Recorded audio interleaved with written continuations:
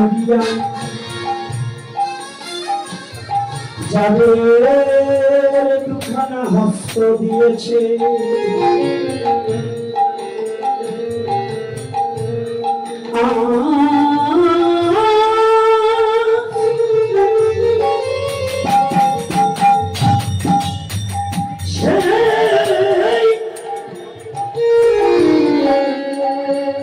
হস্ত দিয়ে করতালি বাজিয়ে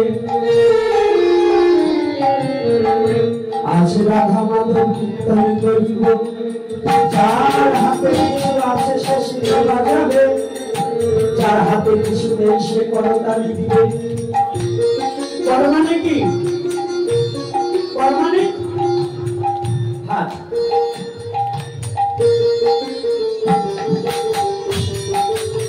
একদিন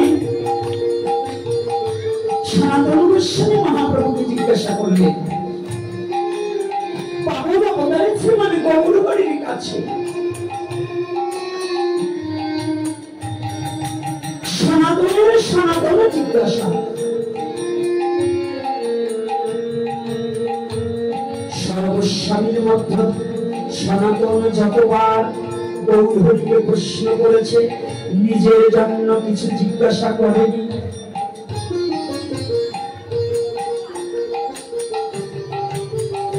নিজের কথা কখনো ভাবেনি একটু বুঝতে হবে বাবা আমার গোস্বামী গণের কথা একটু ভাবতে হবে যে নিজের কথা কখনো ভগবানের কাছে বলে সনাতন সারা পরহিতে রতই না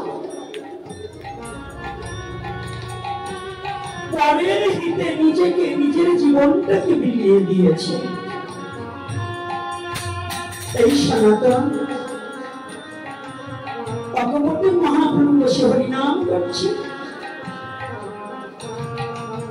সনাতন সে পাশে বসেছে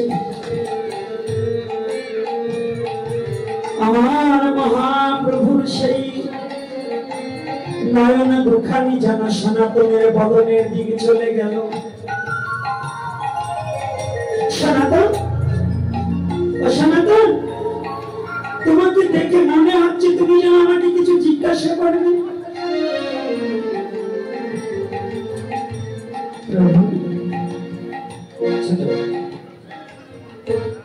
ও প্রভু আমি তোমাকে কি জিজ্ঞাসা করবো তুমি তো সবই জানো পৃথিবীতে তুমি না জানো এমন কোনো কথা নেই তথাপিও যখন তুমি জিজ্ঞাসা করছো হ্যাঁ আমি তোমার কাছে কিছু জানতে এসেছি বলো সনাতন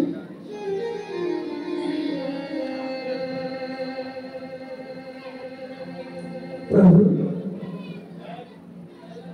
তোমার এই মধুমাখা হরিনাম এই নাম করতে কি প্রয়োজন হয় কি লাগে আমার গৌরহরি বললেন সনাতন এই হরিনাম করলে করতে হলে একটা মৃদঙ্গের প্রয়োজন এই যে এটার নাম কি মৃদঙ্গ না এটার আরেক নাম শ্রীখল সনাতন বললেন প্রভু তুমি না দয়ার অবতার বলছে হ্যাঁ লোকে বলে তাহলে কেমন দয়া হলো তোমার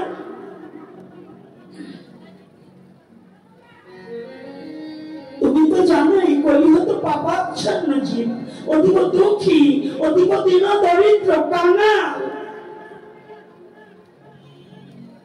এই মৃদঙ্গ কিনতে যে অর্থের প্রয়োজন এমন কোন ভক্ত আছে সে দিনহীন কাঙাল তার মৃদঙ্গ কিনবার কোন সামর্থ্য নেই সে কি তোমার হরিনাম করতে পারবে না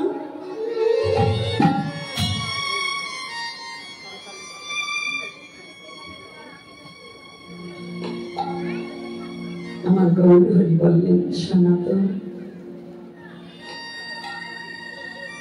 ও সনাতন যদি মৃদঙ্গ কিনবার কোন সামর্থ্য না থাকে তাহলে করতাল বাজি হরি নাম করি। প্রভু, ও করতাল কিনতেও তো কিছু অর্থের প্রয়োজন।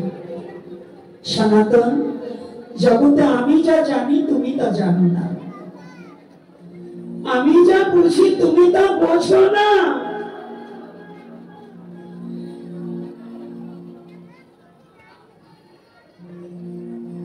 সনাতন জানো জগতে জীবের কি আছে আর জগৎ জীব আমাকে দেবে?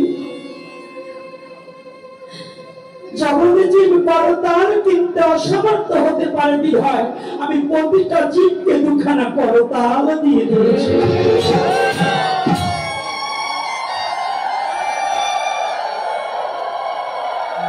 জানিস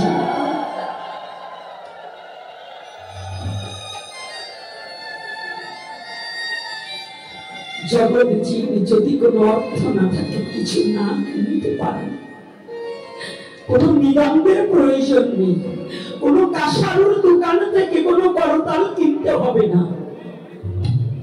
জানো প্রতিটা জগৎ জীবকে আমি দুখানা করতাল দিয়ে দিয়েছি।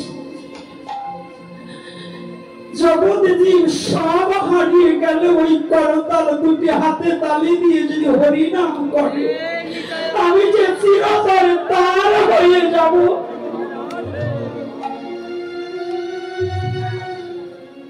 জানিস না শুধু বিশ্ব জগতে আত্মসমর্পিত চিত্ত করে যেজন একটিবার বলতে পারে গৌর আমি তোমার হলাম বলে যদি আমার চরণে কেউ সমর্পণ হয়, ও সনাতন আমি গৌর চিরতরে তার কাছে বিক্রি হয়ে যাই। আমি ধনীর নাই, আমি মানির নাই, আমি জ্ঞানীর নাই, আমি যে ভক্তাধীন ভগবান, আমি ভক্তের কাছে চিরতরে বিক্রি হয়ে যাই।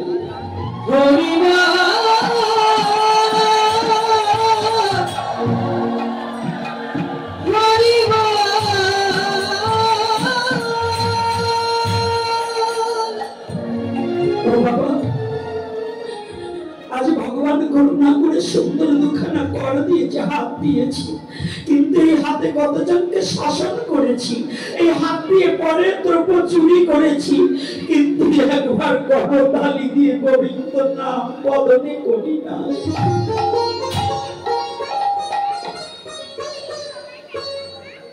একটিবার ভেবে দেখি তো যে হস্তটা ভগবান আমাকে দিয়েছে আমি দুটো তুলসীকে গোবিন্দের চরণে কোনদিন নিবেদন করেছি কিনা? এই হস্ত দিয়ে দুটো পুষ্প ভগবানের চরণে দিতে পেরেছি কিনা? একটু বিবেকের কাছে প্রশ্ন করি।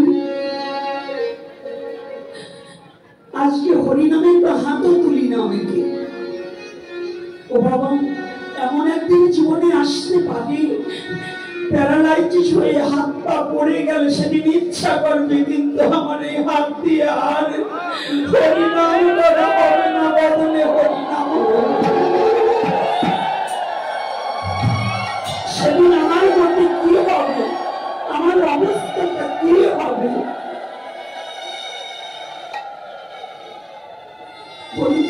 একবার ভাবো, নিজের বিবেকের কাছে একটু প্রশ্ন করুন। ধর্ম তো দূরে নয়, ধর্ম তো গ্রহণের মধ্য নয়, ধর্ম হচ্ছে নিজের বিবেকের কাছে। একটু বিবেকের কাছে সাড়া দিন। ধর্ম কি বই পড়লে হয়ে যাবে? ধর্ম কি উন্নত স্তরের শিক্ষিত হলে হয়ে যাবে? ধর্মটা বিবেকের কাছে সাড়া দিতে হবে। বিবেকবান না হলে কোনোদিন ধার্মিক হওয়া যায় না। রাধে রাধে। আসুন সবাই মিলে করতালি দিয়ে রাধা মাধব কীর্তন করব। আজকে কয়েকটা রাত একটু ঘুমাতে পারছি না।